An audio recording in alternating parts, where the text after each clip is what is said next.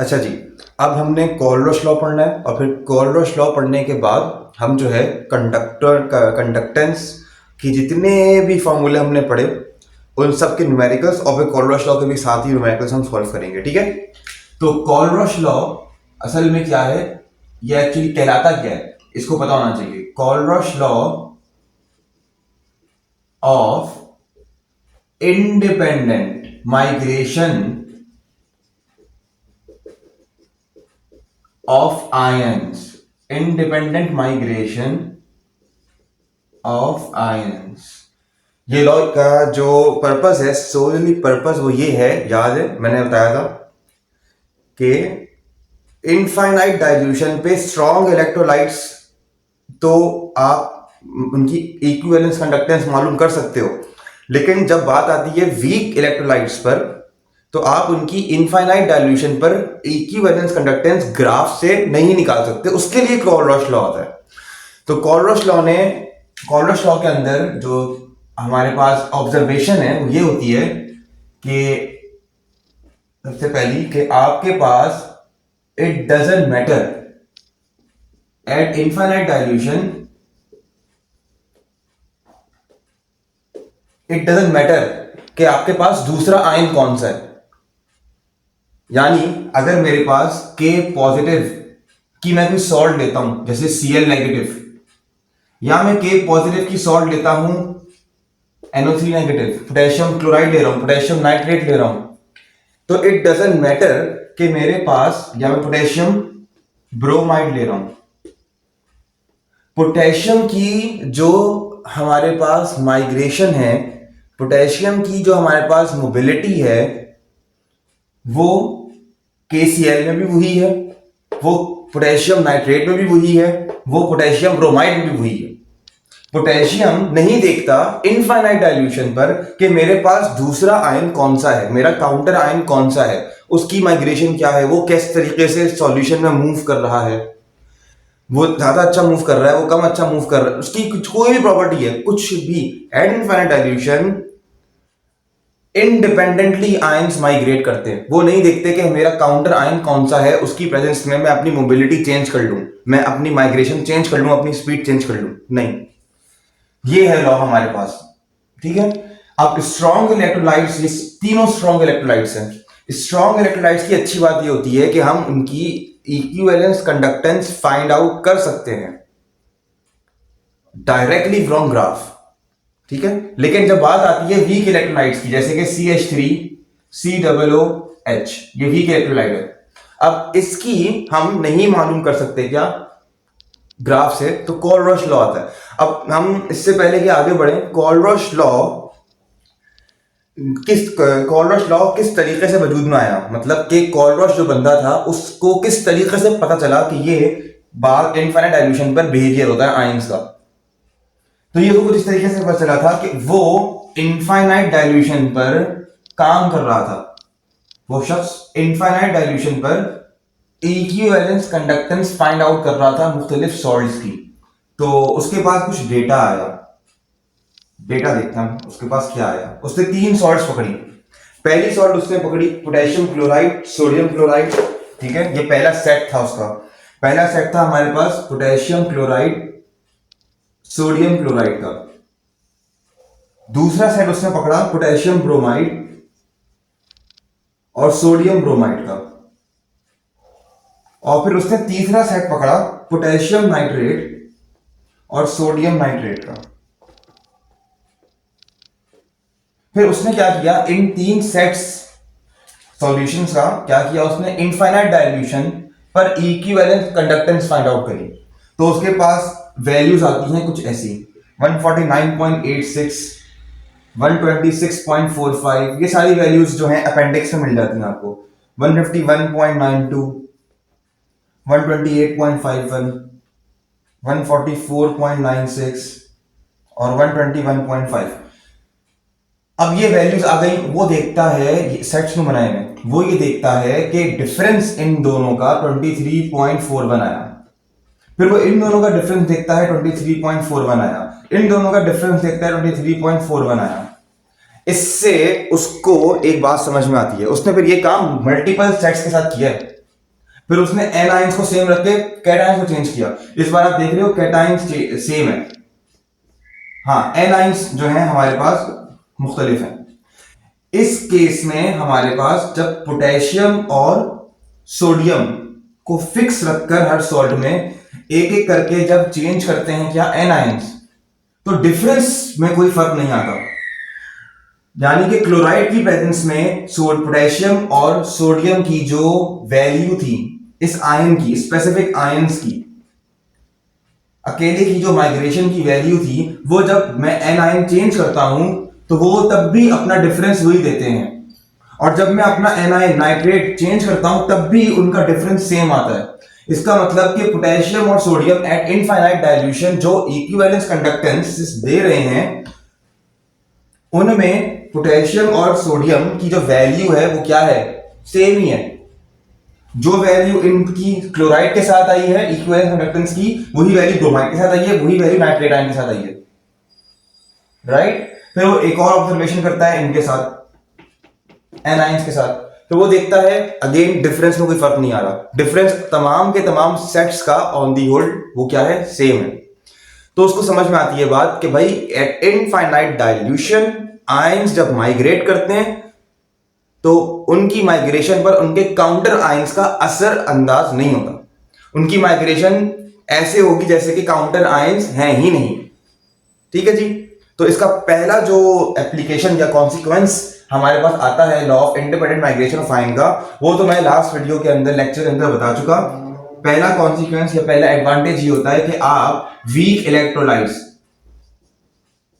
की क्या करते हो, इनफाइनाइट डाइल्यूशन पर कंडक्टेंस मालूम कर सकते हो, इक्विवेलेंस। फिर आपके पास दूसरा एडवांटेज ये था जो कि मैंने लास्ट लेक्चर के एंड में बताया था कि आप डिग्री ऑफ डिसोसिएशन भी फाइंड आउट कर सकते हो। बात खत्म यहां नहीं होती, इसके और भी एडवांटेजेस हैं। और इसका अब जो तीसरा एडवांटेज जो अब हम पढ़ेंगे वो है कि हम इसमें इस लॉ की मदद से हम क्या मालूम कर सकते हैं, सॉल्युबिलिटी किसकी, of sparingly soluble salts. Sparingly soluble salts की सॉल्युबिलिटी निकालना एक मुश्किल काम होता है। वजह उसकी ये है कि वो एक डायनामिक इक्विलिब्रियम में होते हैं, पहली बात अपने सॉलिड मटेरियल से, और उनकी जो नॉर्मल केसेस में हम जिस तरीके से सॉल्युबिलिटी फाइंड आउट करते हैं उस तरीके से हम उन मेथड से हम स्पेरिंगली सॉल्युबल सॉल्ट्स की सॉल्युबिलिटी मालूम नहीं कर सकते। इनके लिए स्पेशल मींस ऑफ मेथड्स आते हैं, तो जिनमें से एक हमारे पास कोलरॉस लॉ भी है। कोलरॉस लॉ से भी हम स्पेरिंगली सॉल्युबल सॉल्ट्स की क्या कहते हैं, सॉल्युबिलिटी निकाल सकते हैं। तो अब हम देखेंगे किस तरीके से हम वीक इलेक्ट्रोलाइट्स की निकालते हैं, ये तो हम देख चुके थे, और अब हम सॉल्युबिलिटी निकालते हैं किसकी, स्पेरिंगली सॉल्ट की। फिर हमारे पास ये लेक्चर खत्म होगा हमारा, ठीक है। अब हम देखेंगे कि किस तरीके से हम वीक इलेक्ट्रोलाइट, दूसरा एप्लीकेशन जो इसका था, सॉरी पहला एप्लीकेशन, दूसरा मैं करा चुका डिग्री ऑफ डिसोसिएशन वाला, वो एक फॉर्मूला सा था। तो पहला है कि भाई वीक इलेक्ट्रोलाइट्स की हम क्या निकाल सकते हैं, इनफाइनाइट डाइल्यूशन पर फाइंड आउट कर सकते हैं हम उनकी इक्विवेलेंस कंडक्टेंस। कैसे, कोई भी वीक इलेक्ट्रोलाइट उठा लो, हमारे पास जो भी वीक इलेक्ट्रोलाइट, जैसे मैंने अभी एग्जांपल दी एसिटिक एसिड की, एसिटिक एसिड जब डिसोसिएट करता है तो वो अपने एनाइन और कैटाइन में डिसोसिएट करेगा, ठीक है जी।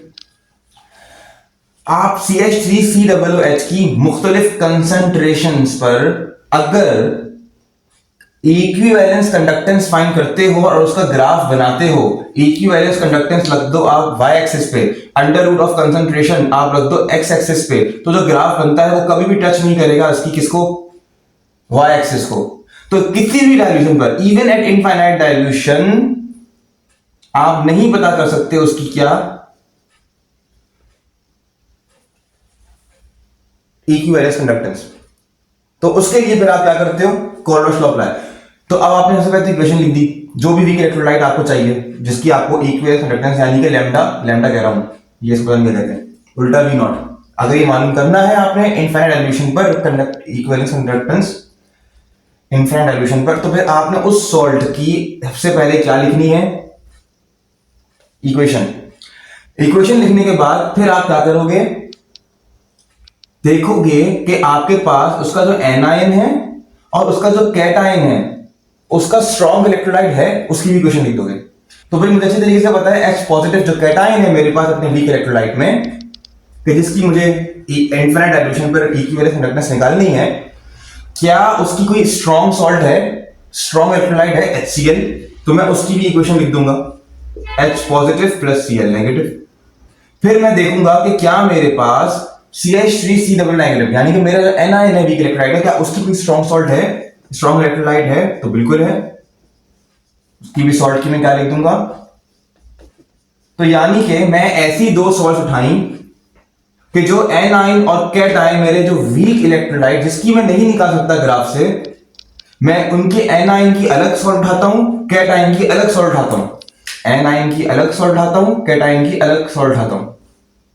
और ये वो सॉल्ट्स हैं स्ट्रॉन्ग इलेक्ट्रोलाइट्स कि जिनकी एक्स्ट्रापोलेशन से मैं क्या निकाल सकता हूं, इनफाइनाइट डाइल्यूशन। ठीक है, इनफाइनाइट डाइल्यूशन पर से मैं इक्विवेलेंस कंडक्टेंस निकाल सकता हूं।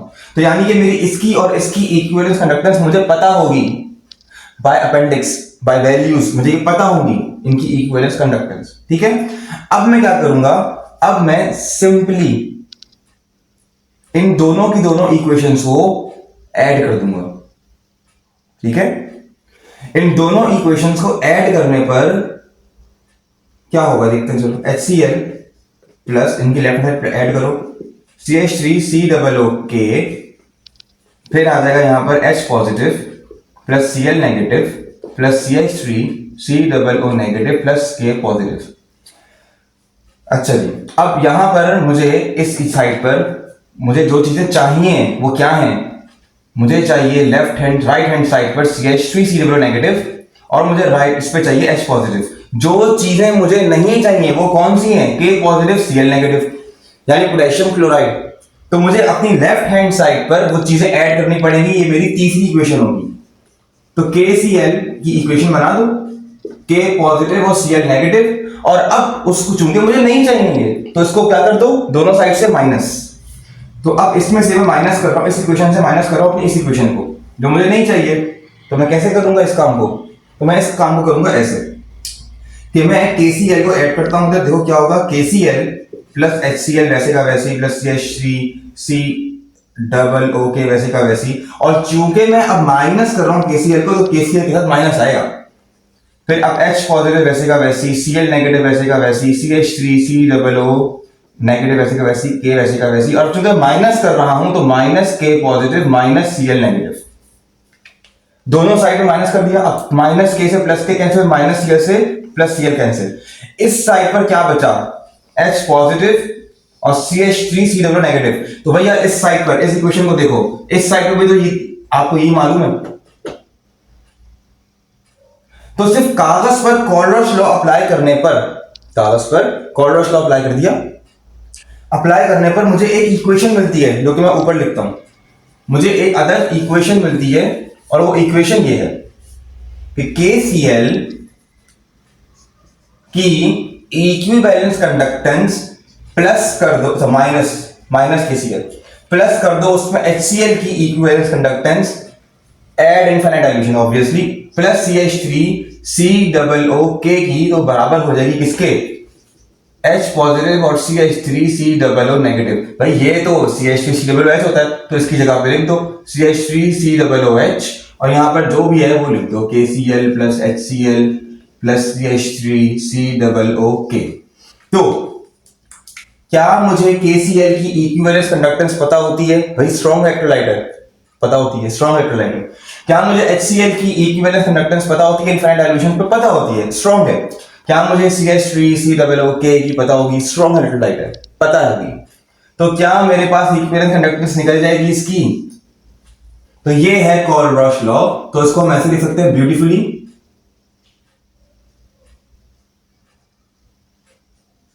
सिंबल सेट कर दो बस,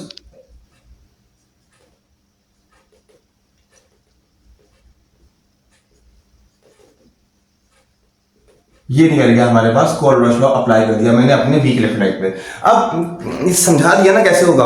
अब इस दुनिया में जितने भी वीक इलेक्ट्रोलाइट्स हैं जिनकी आप ग्राफ से इंडिपेंडेंस ग्राफ से इक्विवेलेंस कंडक्टेंस फाइंड आउट नहीं कर सकते इनफाइनाइट डाइल्यूशन, वो लिखो, उनके एनाइन की स्ट्रॉन्ग सॉल्ट ले लो, उनके कैटाइन की स्ट्रॉन्ग सॉल्ट ले लो, उन इक्वेशंस को ऐड कर दो, फिर जो चीजें नहीं चाहिए उस इक्वेशन को माइनस कर दो बोथ साइड से, तो जो बचेगा वो हमारे पास क्या होगा, कोलब्रुश। इस तरीके से फिर हम क्या करते हैं, इस लॉ को अप्लाई करके वीक इलेक्ट्रोलाइट्स की equivalence conductance and infinite dilution मालूम करते हैं। ठीक, तो कोलब्रुश लॉ की हमारे पास एक तो ये हो गई क्या कहते हैं एप्लीकेशन, और एक और होती है कि आप उसकी सॉल्युबिलिटी निकाल सकते हो स्पेरिंगली सॉल्युबल सॉल्ट्स की। तो अब स्पेरिंगली सॉल्युबल सॉल्ट्स की जो सॉल्युबिलिटी होती है वो किस तरीके से निकलेगी, तो उसका एक फॉर्मूला है। तो फॉर्मूला आप अप्लाई कर दोगे, कैसे ना भाई, वो है सॉल्युबिलिटी इज इक्वल्स टू, फॉर्मूले याद रखा करो, बार बार न्यूमेरिकल जो सॉल्व करता है उसको ये फॉर्मूले याद रहते हैं, और जब वो न्यूमेरिकल सॉल्व करना छोड़ देता है तो उसको न्यूमेरिकल्स तो उसको फॉर्मूले भी भूल जाते हैं। ठीक है, तो 1000 अपॉन ये आ गया। तो अब आपके पास जो भी स्पेरिंगली सॉल्युबल सॉल्ट है आप क्या करोगे, उस पर ये अप्लाई कर दोगे, तो उससे क्या होगा, ये कैसे निकलेगी भाई, कंडक्टेंस मालूम करके। स्पेरिंगली सॉल्युबल सॉल्ट लो, उसका सॉल्यूशन बनाओ, उसकी कंडक्टेंस मालूम करो, फिर एक पूरा का पूरा प्रोसेस था कंडक्टेंस से स्पेसिफिक कंडक्टेंस से फिर इक्विवेलेंस कंडक्टेंस। तो उसकी इनफाइनाइट डाइल्यूशन पर आपने फिर equivalence conductance formula find out करके मालूम हो तो इस फॉर्मूले से सॉल्युबिलिटी निकल जाएगी, और फिर इसको आप आगे भी प्रोसेस कर सकते हो ना। जब एक दफा सॉल्युबिलिटी पता हो तो फिर सॉल्युबिलिटी प्रोडक्ट भी निकाल सकते हो। ठीक है, इक्विलिब्रियम वाले जो टॉपिक्स हैं उनके अंदर हम ये स्टडी करते हैं बहरहाल।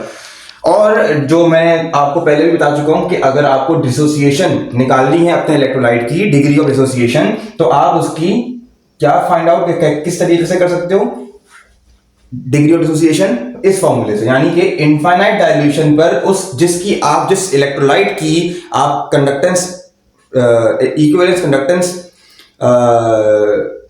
नहीं डिग्री ऑफ डिसोसिएशन, जिस इलेक्ट्रोलाइट की आप डिग्री ऑफ डिसोसिएशन मालूम करना चाह रहे हो, तो आप कैसे मालूम करोगे, इनफाइनाइट डाइल्यूशन पर उसकी कंडक्टेंस मालूम करोगे, वो रखोगे नीचे, और फिर इनफाइनाइट डाइल्यूशन को छोड़कर किसी और डाइल्यूशन पर उसकी कंडक्टेंस जो आ रही है इक्विवेलेंस वो रखोगे ऊपर, डिवाइड कर दोगे, डिग्री ऑफ डिसोसिएशन मिल जाएगी। ठीक है, तो ये हमारे पास कॉन्सिक्वेंसेस थे, एप्लीकेशंस थी, किस तरीके से आप मालूम करते हो, ये सब कोलब्रुश लॉ हमको बताता है। ठीक है, अब नेक्स्ट वीडियो में लेक्चर्स में अब हम ठीक ठाक न्यूमेरिकल सॉल्व करेंगे और फिर हम आगे बढ़ेंगे। ठीक है।